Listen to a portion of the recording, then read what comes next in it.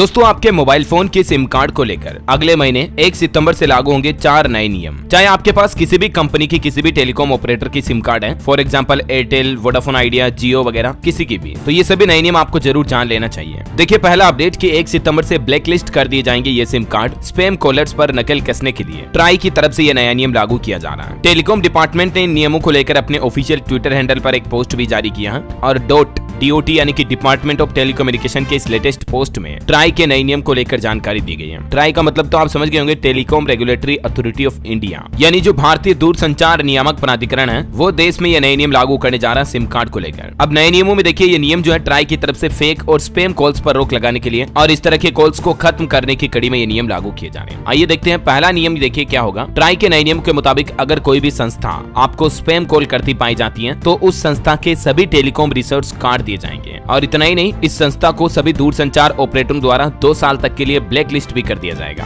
यानी उस कंपनी, उस ऑर्गेनाइजेशन को अगले 2 साल तक कोई भी कंपनी नए मोबाइल नंबर नहीं देगी, टेलीकॉम सर्विस नहीं देगी। ये सख्त नियम लागू किया जा रहा है ट्राई की तरफ से। अब यहाँ स्पैम कॉल का मतलब तो आप समझ रहे होंगे, आए दिन हमें कई तरह के इस तरह के फर्जी फोन आते हैं। आपकी फला जगह लॉटरी लग गई या क्रेडिट कार्ड चाहिए, मतलब जिन्होंने नहीं बल्कि जो फर्जी कॉल होते हैं इस तरह के लोगों को बहाने से किए जाते हैं। कई बार आते हैं ना कंपनी के कॉल, तो वैसे कॉल आने पर अब सीधा उस संस्था को 2 साल तक के लिए ब्लैक लिस्ट किया जाएगा। हालांकि यहाँ समझना होगा दोस्तों आपको ये बात कि नए नियम के साथ किसी भी व्यक्ति जो कि टेली मार्केटिंग या प्रमोशन के लिए अपना मोबाइल नंबर इस्तेमाल कर रहा है, उसका नंबर भी 2 साल तक के लिए ब्लैक लिस्ट कर दिया जाएगा, है ना। तो ये पहला नियम तो ये हो गया स्पैम कॉल करने वाली कंपनियों के लिए। अब देखिए दूसरा तीसरा अपडेट ट्राई की तरफ से क्या निर्देश जारी किए गए हैं। 1 सितंबर 2024 से ऐसे किसी भी SMS को भी डिलीवर करने की अनुमति नहीं दी जाएगी जिसमें ऐसे स्पैम वाले URL या APK लिंक हैं जो व्हाइट लिस्ट में शामिल न हो। मतलब समझ रहे हो, कई बार आए दिन ऐसे SMS आते रहते हैं ना लोगों को कि फला ऐप डाउनलोड करो, पैसे जीतो, गेम खेलो, जिसमें एंड्रॉइड ऐप के लिंक होते हैं जो कि प्ले स्टोर पर अवेलेबल नहीं है। तो ऐसे SMS भी अब डिलीवर नहीं होंगे, किसी भी कंपनी द्वारा भेजे जा रहे ऐसे SMS को सीधा ब्लैक लिस्ट किया जाएगा। इसके अलावा भी दोस्तों टेलीकॉम सर्विस प्रोवाइडर्स को एंटिटी और टेली मार्केटर चेन बाइंडिंग को इम्प्लीमेंट करने के लिए 31 अक्टूबर 2024 तक का समय दिया गया ताकि इस तरह के मैसेज फ्लो का पता लगाया जा सके, क्योंकि आए दिन इसी तरह के मैसेजेस के जरिए लोगों के साथ धोखाधड़ी की जाती है, उनके बैंक खाते से पैसे कट जाते हैं। तो इन्हीं सब चीजों पर रोक लगाने के लिए ट्राई की तरफ से ये सख्त दिशा निर्देश जारी किए हैं। वैसे हाल ही में आपको पता होगा सरकार ने ये भी नया नियम बनाया था ऑनलाइन बैंकिंग फ्रॉड से बचने के लिए। अब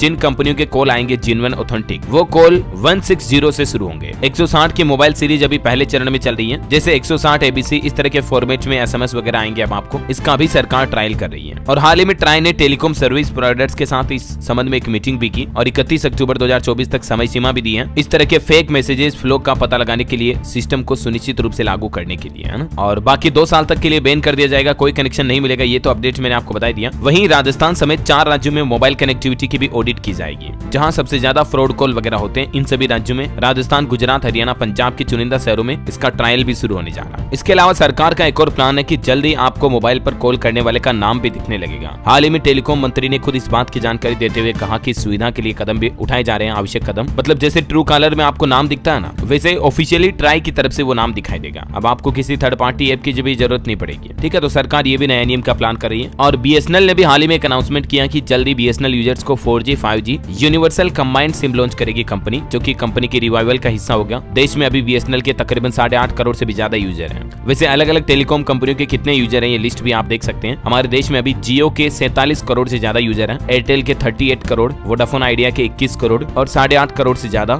BSNL के यूजर हैं, है ना। तो दोस्तों ये सिम कार्ड वगैरह को लेकर जो नए नियम, बड़े बदलाव और ट्राई की तरफ से जो 4 बड़े दिशा निर्देश थे, उम्मीद आपको जरूर जानने मिले होंगे। वैसे आप मुझे कमेंट करके बताइए दोस्तों कि आप अभी कौन सी कंपनी का सिम कार्ड इस्तेमाल कर रहे हैं, एयरटेल, जियो, वोडाफोन आइडिया या BSNL, कमेंट में लिखिए। और बाकी इस वीडियो को लाइक और शेयर जरूर करना। DLS न्यूज चैनल को सब्सक्राइब करके बेल आइकन जरूर दबा देना, रोजाना ऐसी इन्फॉर्मेटिव काम की खबरें देखते रहने के लिए। जय हिंद, जय भारत, वंदे मातरम।